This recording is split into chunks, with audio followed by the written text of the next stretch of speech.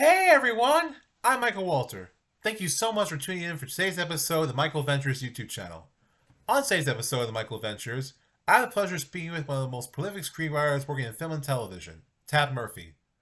Tab has written Gorillas in the Mist, which he was nominated for an Academy Award for Best Adapted Screenplay, Last of the Dawn, which he directed as well as wrote. He also has worked with Warner Bros. Animation on films such as Superman Batman Apocalypse, adapted from the Supergirl Krypton story from Jeff Loeb, Batman Year One from a story by the legendary Frank Miller. For Walt Disney Animation, he has worked on Hunchback of Notre Dame, Tarzan, Brother Bear, and Atlantis the Lost Empire. In addition to his screenwriting, he is also a teacher and faculty member at the Story Summit Writers School, a school dedicated to community and connection between writer and teacher, and also world-class instruction for the craft and discipline of writing. Everyone, please say hello to Tab Murphy. How you been? Good, thank you. Thanks for having me. It's a pleasure. And hello, everyone out there. I'm, you never, I do these occasionally, but I don't know that people are that interested in what I do, but I'm happy to chat about it. So there you go. It's an absolute pleasure to have you on the channel, Tab. Thanks for so much for taking the time for this. No problem. So, as any story, let's start from the beginning. Where are you from? I grew up in the Pacific Northwest. I grew up in a town called Olympia, Washington, which is the state capital, about an hour south of Seattle. So I grew up in those days, in the 60s and into the early 70s, it was a fairly small town. So I had a lot of, I kind of grew up in the outdoors. I loved fishing and backpacking and anything that got me out of the house because I had four other brothers and sisters and a small house, and you know how that goes, right? So yeah, it was great, a great place to grow up, and a lot of I just want to add that my love for the outdoors and the things I love to do in the outdoors and my love of wild places and wilderness and beasts and animals and whatever ultimately is kind of be proven to be a through line thematically in a lot of the work that I went on to do in the course of my career. So it's kind of a testament to you are where you grow up a little bit, you setting in a sense of place of where you grew up and where you belong. It certainly infuses a lot of the work that I've done, over the years. So there you go. What's that moment for you when you knew you wanted to be a writer? I don't know that there was a distinct moment when I knew I wanted to be a writer. I think there was an idea that occurred where I wanted to be a screenwriter. But I grew up as a kid reading voraciously and loving to, write stories and tell stories. Um, so, I mean, in most of the classes in middle school and high school that my peers hated, like English and creative writing, I loved. I loved telling stories, and I was encouraged very early on. And I had, I just had I guess I had an imagination and told stories that caught the teacher's eyes because they were always encouraging me to keep writing. Although in those days, high school, middle school, I wasn't even considering it as a career. I just wanted a good grade. So, I was like, okay, if that's but it pursued me and I pursued it into my university years. And there was my first year of college, I went to Washington State University. Because I thought I wanted to be a forest ranger. I thought I wanted to, work in the outdoors, continue and sort of follow the path that I loved growing up in the outdoors, and I, like shortly into my first year at university, I realized that my version of what the outdoors, a career in the outdoors might look like was not the version that they were teaching. Uh, so I really had this kind of crisis where I thought, oh shit, the thing I thought I wanted to do with my life now is really not it's not proving to be as appealing to me at this stage in my life. Even though I still love the outdoors and I will always love that, but the career aspect of it was suddenly in a state of crisis. So I I remember distinctly, and I've told this story many times. I came home one day to my dorm room, and I just knew things weren't working out. And I remember looking at myself in the mirror and saying, what do you really want to do with your life? Just go with the first answer. Just blurt it out, you know." And the thing that I blurted out is, I want to go to Hollywood and be a filmmaker. And that freaked me out a little bit because I loved movies growing up as a kid, and I loved movies and I loved everything about movies. But I guess I just really didn't think that that could possibly be a career for me, coming from a small town in Washington State. So in that moment, that was an epiphany, because I had to be honest with myself that that's what I wanted. And then it really was a turning point for me to just say, okay, if you don't do this, you just admitted what your passion is. If you don't follow it, you're going to regret it for the rest of your life. So I remember calling my folks up and saying, hey, this isn't working out over here for me. And they were very supportive. And I mean, when they said, well, what do you want to do, Tab? And I said, I think I want to go to Hollywood and get into the movie business. It was like dead silence on the other side of on the other end of the phone. I could have said, I want to fly to Mars and, whatever. They just had no, there was no idea for them of what that looked like or how that would be or why and all that stuff. But I really owe a lot to my parents, because in that moment, I think a lot of well-meaning parents would have said, well, we don't know anything about that. And that sounds a little iffy. Why don't you just finish what you started there? And, then if you still feel about that in 3 or 4 years, then maybe you can. But my parents were cool, man. And I think a lot of well-meaning parents can talk their kids out of following their passion, because they're just scared for them. They're just scared because it's unknown. A lot of times people's passions come out of nowhere because they've just hidden them secretly in themselves.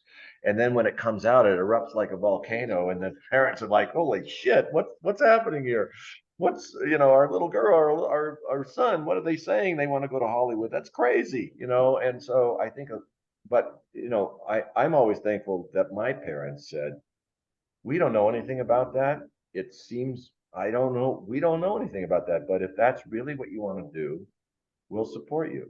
We'll go with God, and we want you to follow your path, whatever that path is. So I took, I transferred down to USC Film School the very next year. I just, and it was a lot of things that were just sort of fell into place. Sometimes that happens when you are not on your path and things are just seem to be going tough and you're banging your head, and then all of a sudden you do a pivot and a shift to something that you dig down deep and go, well, maybe this is the thing. And when you hit the right path, things tend to work out and to open up for you, and it's the way the universe tells you you're doing the right thing, you're on the right path. And that's where I went down to USC Film School, and that's kind of where things gelled for me. And the original question was, when did you want to be a writer? Well, I came to USC Film School to be a director, I wanted to make movies. But there was an elective to take screenwriting, and I went back all the way to those. I love, writing, creative writing and stuff from middle school and high school. I said, well, why don't I take that? And again, it was just one of those you're on the right path moments, because I got into that class, and I really loved it. I loved the idea of writing movies, and I had a teacher, a professor, who was, took me aside and said, Tab, I teach a lot of students, and I'm not saying this to make your head big or anything, but you show an aptitude for this. And if you really want to be a director in Hollywood, the quickest way to do that is to write yourself into the director's chair by writing good screenplays. And I took him at his word, man. And so I think I took him a little bit too far at his word, because I ended up dropping out out of school, out of USC, and going to work at a 7-Eleven and just writing scripts. I think he was like, Tab, I didn't suggest that you drop out of school, but I was already on my way. I already thought that is absolutely the way I'm going to get to where I want to go. So there you go. 1988 saw the release of Gorillas in the Mist, a film that was based on the life of Diane Fossey, played by the incredible Sigourney Weaver, nominated for 5 Oscars, including one for you and your co-writer Anna Hamilton Phelan. How'd you Phelan, come to get yep. involved with Gorillas in the Mist? I'm sorry. How'd you come to get involved with Gorillas in the Oh, Mist? well, again, this is the kind of thing where if you're on the right path and and for me, I was drawn to stories that reflected a lot of what I loved about wilderness and growing up and animals, and I was called into a meeting by a producer that I had read me and I'd had lunch with the year before or something, and he said, "I really like your writing. I'm going to try to find something for us to do together." He at that time then was working for a couple of producers at Warner Brothers, John Peters and Peter Guber, and they had optioned a Life magazine article about Sigourney Weaver, not Sigourney Weaver, about Diane Fossey and her quest to not only study mountain gorillas in Rwanda, but to ultimately protect them because they were being poached. And as she looked around, she went over there initially just to study, but as she looked around and saw that the numbers were decreasing due to poaching, and she became a champion for trying to protect them. So when I went in for that meeting, it was just one of those things where they, like 2 minutes into talking about it, and I said, "I want to do it.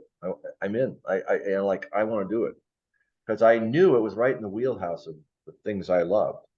You know, wild places, preserving wild places and the things that are wild in those wild places, and a strong female character. And I grew up with a lot of strong women in my family, so I knew what that was like. I knew those characters. Uh, and yeah, so that's how I got involved in it. And it was great. It was a real turning point.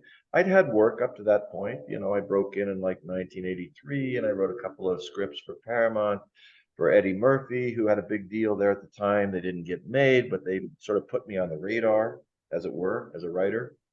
But I look at that as a real turning point with the result of the movie and the Academy Award nominations, as you mentioned. They just vaulted me into a different kind of level within the studio system of, instead of taking meetings with junior executives and then having to go up the chain, suddenly you're taking meetings with people in a room that can say, "Okay, I'm going to hire you. We're going to make that movie." That kind of, and that's a big shift in any career when you can get to that kind of access. So it was great. It was terrific. In 1995, it saw your directorial debut, Last of the Dogman. The year after Yep. saw the first of many collaborations with Disney, which was Hunchback of Notre Dame. So, when did you first get your start? When did you first start collaborating with Disney? Um, well, again, everything is connected, man, and Hollywood is a small town. So the very first executives I worked with at Paramount in 1983, some years later, after sort of around Gorillas in the Mist, or right after, they shifted all to Disney. They all went to Disney, went to work at Disney, and one executive in particular, who I wrote those initial scripts for, who liked my writing, was now heading up the animation division at Disney. So he kept through his assistants and things, and inviting me to come in and see what they're working on, and initially I was grateful, but I was also I just had a different mindset. I mean, I loved animation growing up as a kid, but I had this idea that they're just cartoons, they're just kids things, and I didn't want to write that. I thought of myself as, especially after Gorillas, as a serious writer. I wanted to, write drama and adventure films and and live action, and that was where my heart was. And so I said no initially a few times. Quite a few times, and I hate to tell this story because it makes me look like an idiot, but I also, I said I turned down projects like Toy Story and Hercules, and yeah, I know I just saw your eyebrows raise above your glass edges there, pal. I get that a lot. Don't worry. But in fairness, I have to give you the context of how I turned down Toy Story because it was just, it was in one of those things where they like come in and talk to us, and I said, I really don't want to write cartoons, and they said, well, why don't you? We have this project with this company that we just bought up in Marin County, and we're going to make our first computer generated animated film. And I said, well, that's kind of interesting. I mean, it's different. I said, so what's the story? And they said, well, it's about a boy and his talking toys. And that's all they told me. They didn't, that's, and I was just like, that's just, I don't want to, that was just one of those moments where I don't want to write kid stuff. So yes, I have the dubious distinction of turning down Toy Story and, stuff. But at the time, the other thing was that if I was interested even in doing that and pursuing that, I would have had to leave Hollywood and commit to 2 years in Marin County. And that was really the deal breaker for me because I was in the midst of trying to get my movie, Last of the Dogmen, financed and directed, and I wanted to direct it.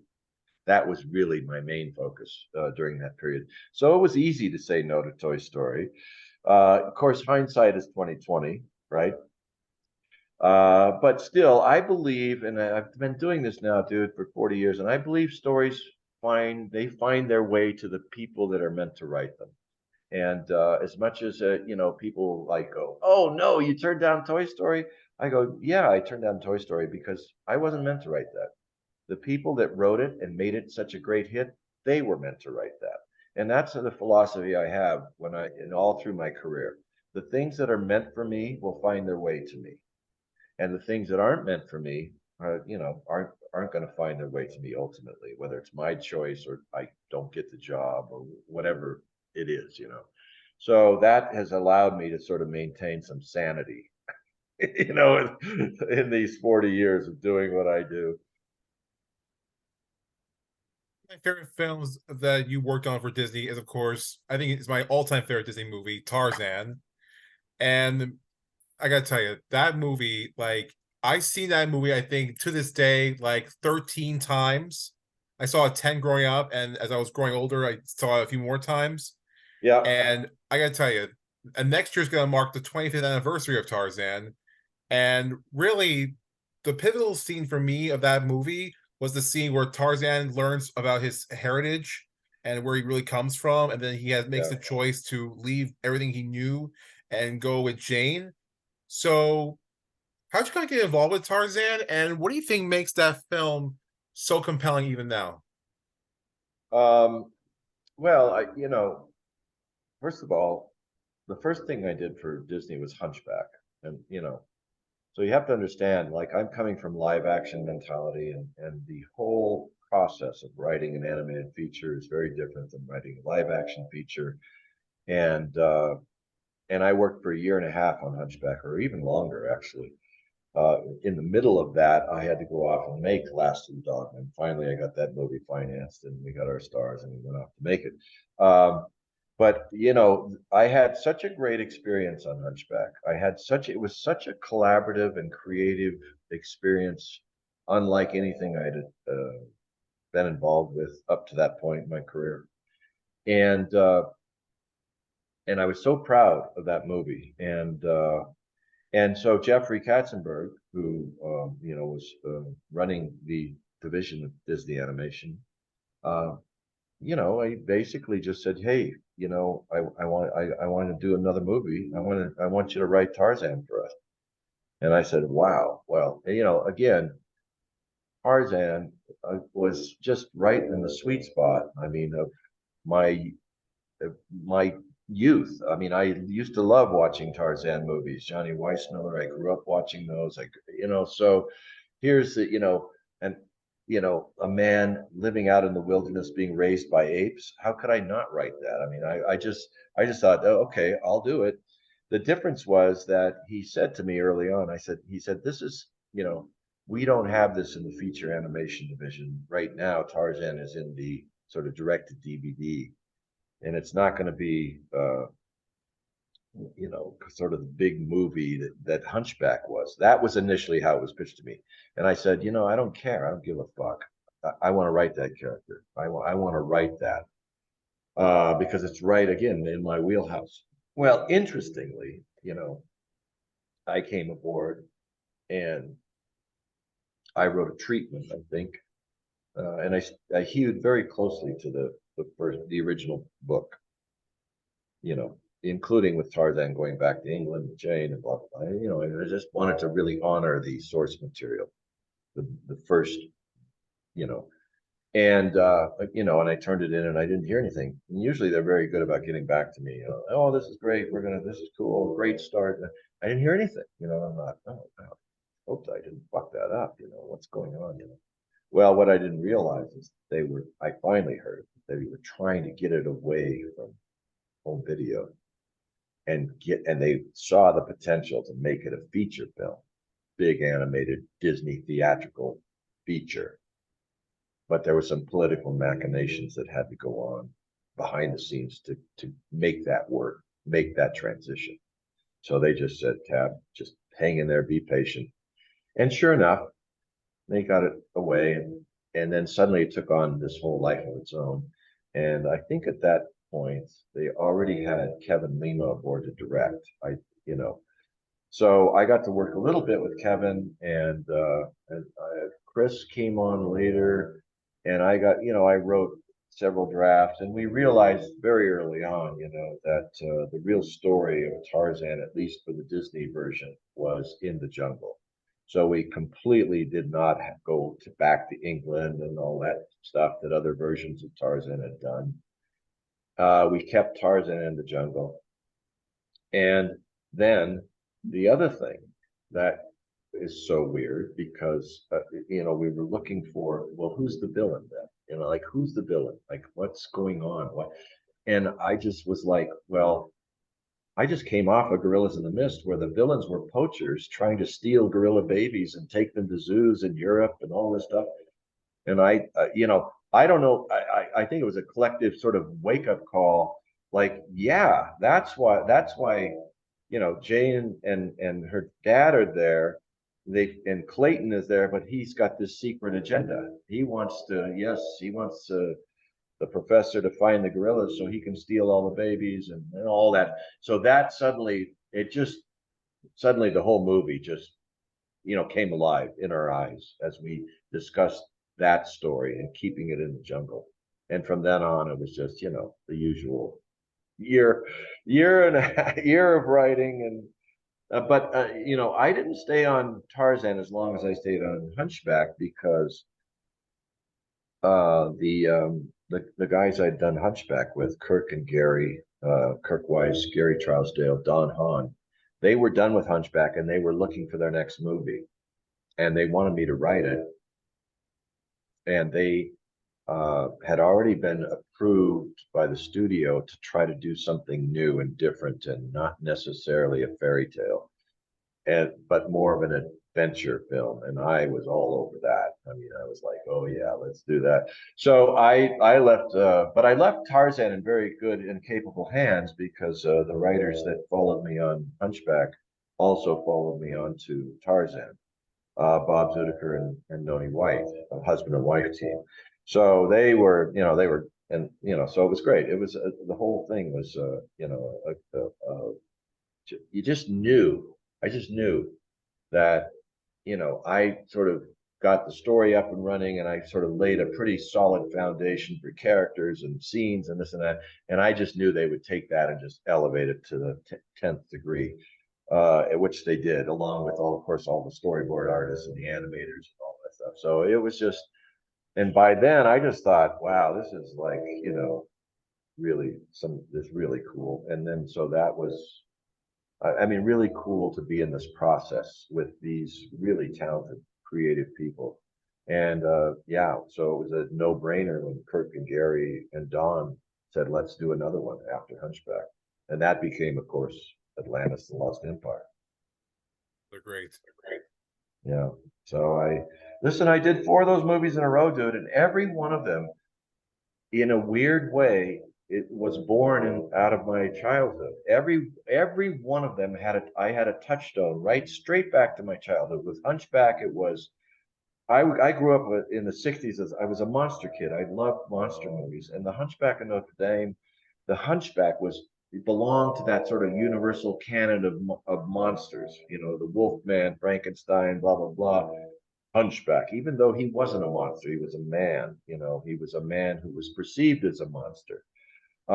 So I was well aware of that story, and the you know, and I so when Disney offered me Hunchback, I was like, I was all over it. I thought, I know this story. I know that it's a tragic story, but we've got to put a Disney spin on it and make it sort of hopeful, and that was a real challenge. But so there was Hunchback, then there was Tarzan, right to my childhood. Like, oh my God, I get to write Tarzan, and then there was the opportunity to create a boy's own adventure with Kirk and Gary and Don, and just like and just take the inspiration from all the movies we loved as kids growing up, all the adventure films, and that's what Atlantis became, right? And then Brother Bear, I mean, I grew up in the Pacific Northwest. I love grizzly bears. I love bears. I love that whole. I love native culture. All of the things again that when they offered me Brother Bear, it was all they had really was the idea of a boy turning into a bear, and Aaron Blaze. They kind of done up a little bit of a story treatment, but I knew it was going to be native culture and something really just special, and so it's just one after the other. I could not refuse because they were all part of who I was, in a weird way. And I think it made the writing of them so much more joyful for me because I just drew on experience and my own love of things like nature and native culture in the case of Brother Bear, adventure stories, adventure films in the case of Atlantis. So it was a great ride. I spent 12 years writing those 4 movies in a row.